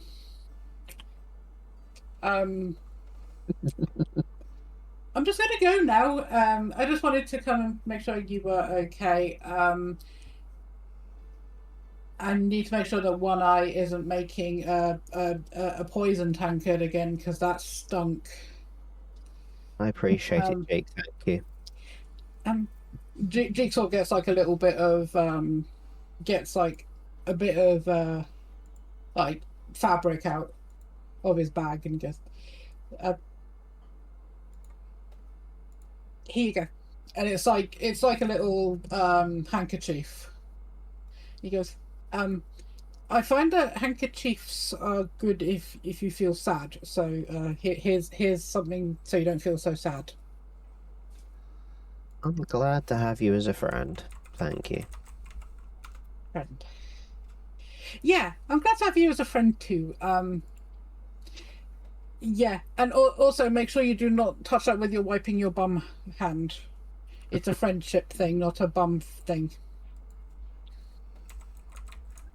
Is and it then sort enough of like that? Is it a big enough piece that it could be tied around my neck as a bandana? yes. Okay. That's what he does then. Cool. Jake's father goes, okay. Anyway, I'm gonna probably go and no, I've got to go wash my hair, so I will bye. And sort of like Jake pops up and just sort of like just go, Scurries away. just scurries away, and as he's scurrying away, he goes, I think that went okay. Grumbles, meanwhile, stays on the table, fixes you with a lazy expression of, not going to kill you yet. Oh, And just rests his head, not quite close enough that you're in biting range, but just sort of just sits there, and the tip of the tail just sort of. I know cats. I'll do the thing of I'll put my hand down, but hand, palm open flat, just to show safe hand. Yeah, he affectionately bites it and only draws a little bit of blood, and yeah, so about half the course for that one. Meanwhile, I'm so sorry for how unhinged I just went. brilliant. My inner Morgan just went, let's do it, and I was like, okay. What we're here for, all fun and games. Brilliant, lovely, nice bit of fleshing out. Meanwhile, Tashka's walked into the bar. And as you can see, actually on the map, is actually sat right next to you. Has sort of come up to the bar and done a nod and sort of sat there and sort of has sort of like a small book with different swatches of material. She sort of looks. She says, "Can I ask your advice?" Yes, of course. I'm doing a bit of redecoration and. They've given me these for different colours, and I'm thinking of sort of changing the. You've seen the inside of the flat. I'm changing the curtain colours. I've just felt time, and they've given me these for all these sort of different colours and patterns and things like that, and they've quoted me 300 gold for doing it. Do you think that's a reasonable price? Sounds a bit steep to me. Oh. What do you reckon out of these materials? What can be a good one for tent material? Well, ideally, I'd like to see them in the flat. I mean, I hate to impose. I do. I realize that you are very important and don't invite just anyone, but it would be really helpful to be back in the room. I've only been there once. To make any kind of reasonable advice. I mean, I like this one. I point to one that looks reasonable. This one looks nice, but I'm not 100% certain the reds are compatible with what you already have. Perhaps we should. It's up to you, of course. I do not wish to impose. It is very, very forward of me to suggest this, but perhaps a cup of tea. Well, why not? I've just got here, so maybe let's have a drink, and then, assuming your friends don't drag you off for anything, then yeah, absolutely, come back and we can have a look. That sounds like thinking. That sounds like a plan. I would be delighted, and for that matter, I'd like some advice myself. I'm thinking of a new hat. Oh right, okay.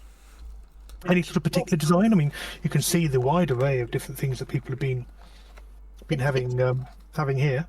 It's really about the hats that you, I, and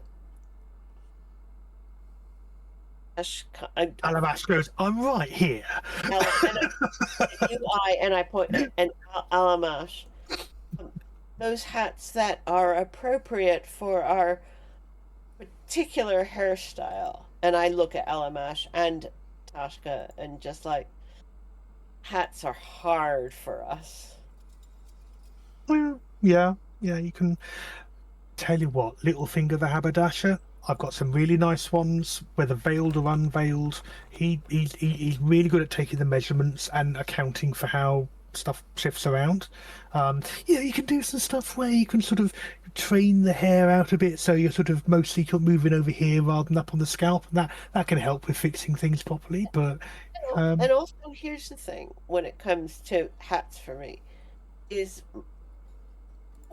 in my adventures, I've learned that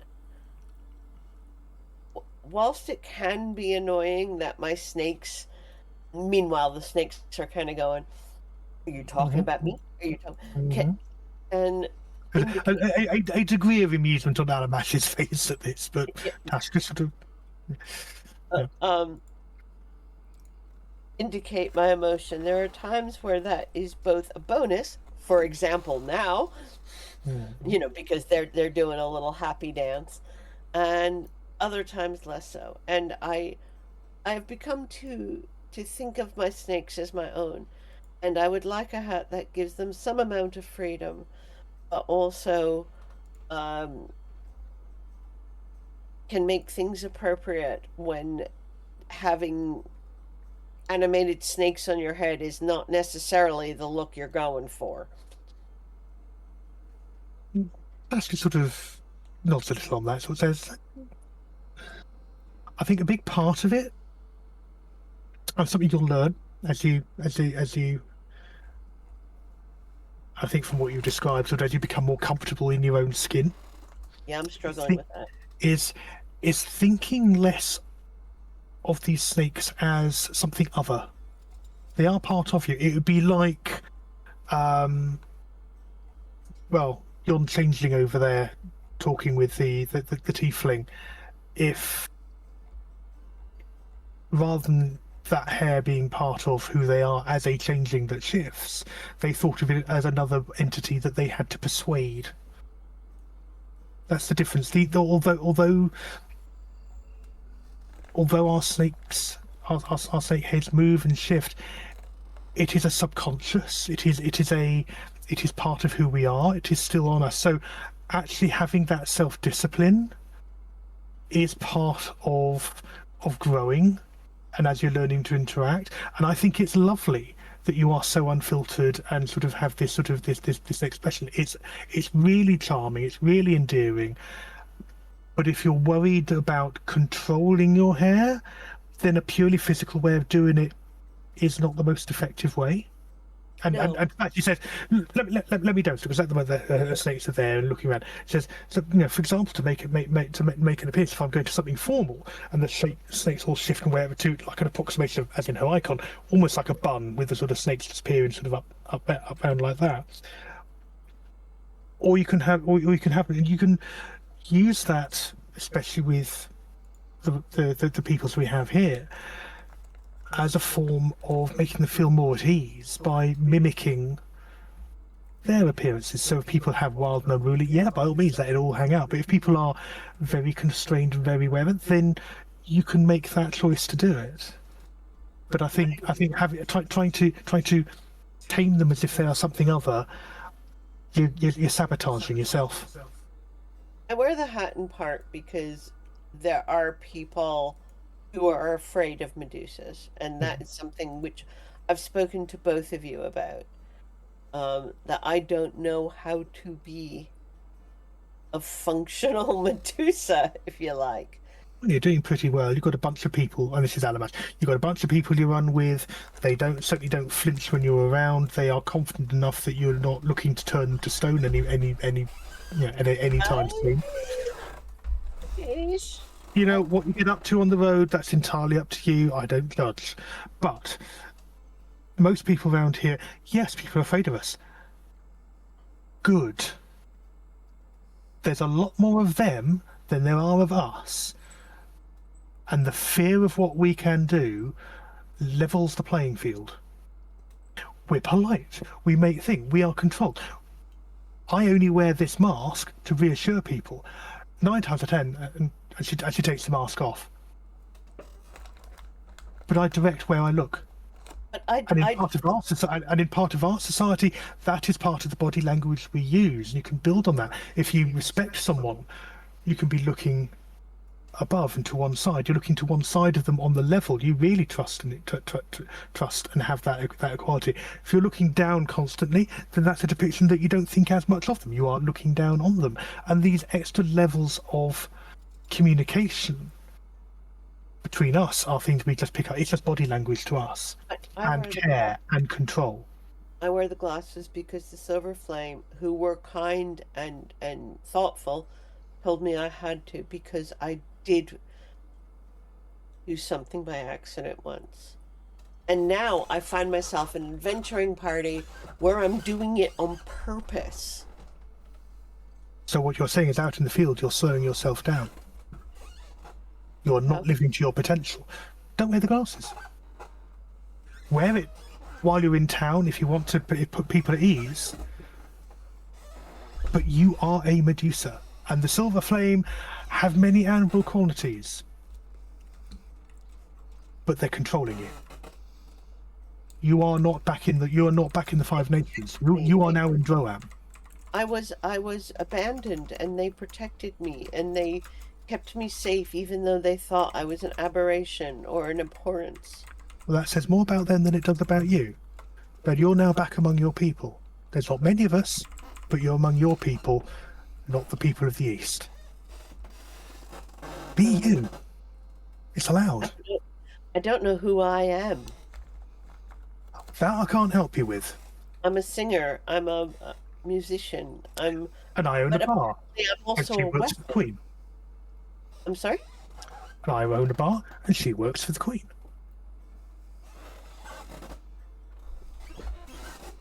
Oh, we're Medusas as well. But who we are.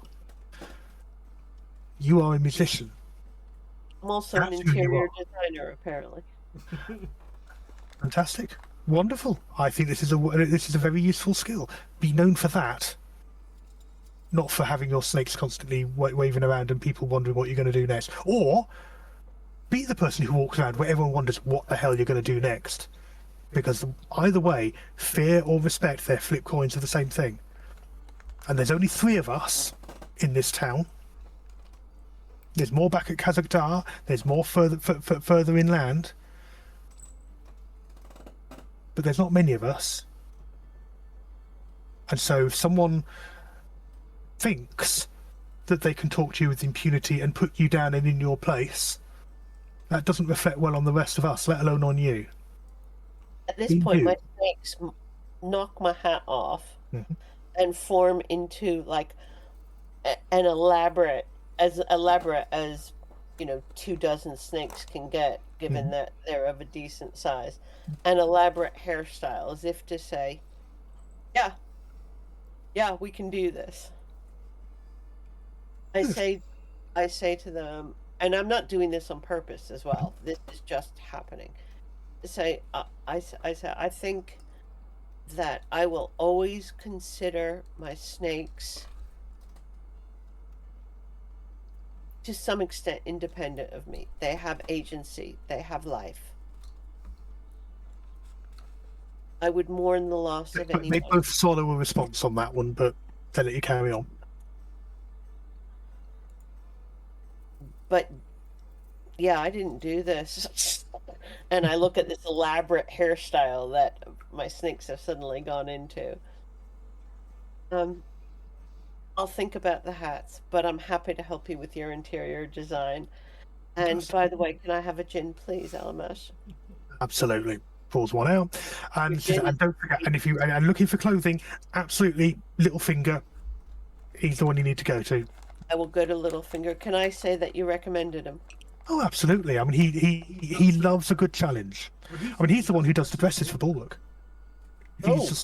Yeah. So he loves a good challenge.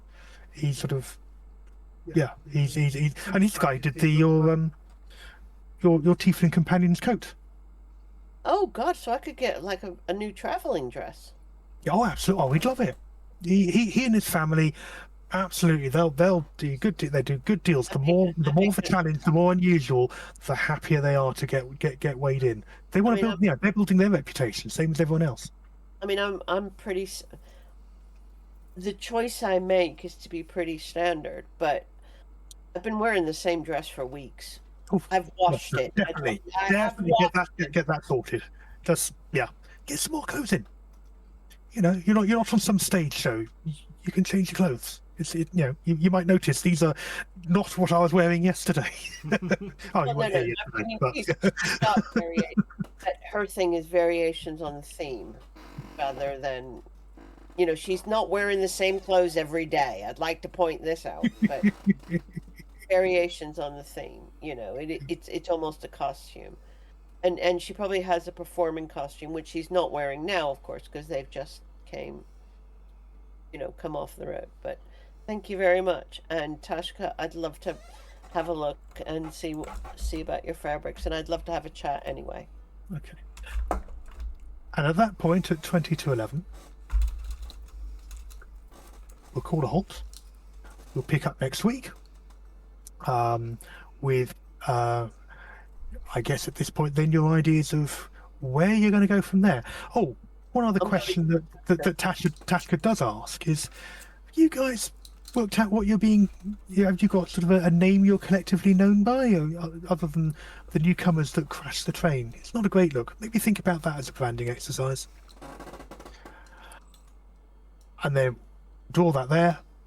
Thank you all so much for being here. It's been a great session. We've learned a lot about each other. Some of it's even been stuff that we've wanted to know. And and Leah, have your channel back. Thank you very much. Queer Discourse D&D has returned. Yes. Thank you so much, Tim.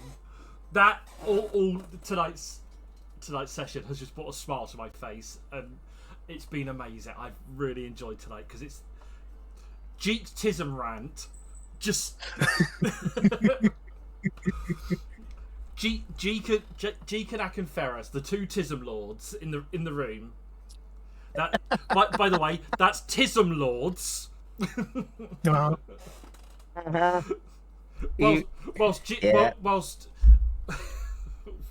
Whilst Grazka and One Eye try not to cause too much trouble.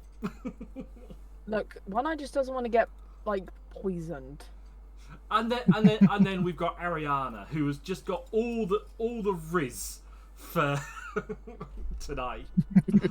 Thank you so much. All the riz. It's been so much fun tonight. I needed that so much. Thank you, everybody. It's been an amazing night. On that note, from all of us here at the channel, take your meds, stay hydrated. And Morgan, do you want to do the last bit? Definitely. Good night, everybody. Good night, everyone. I know.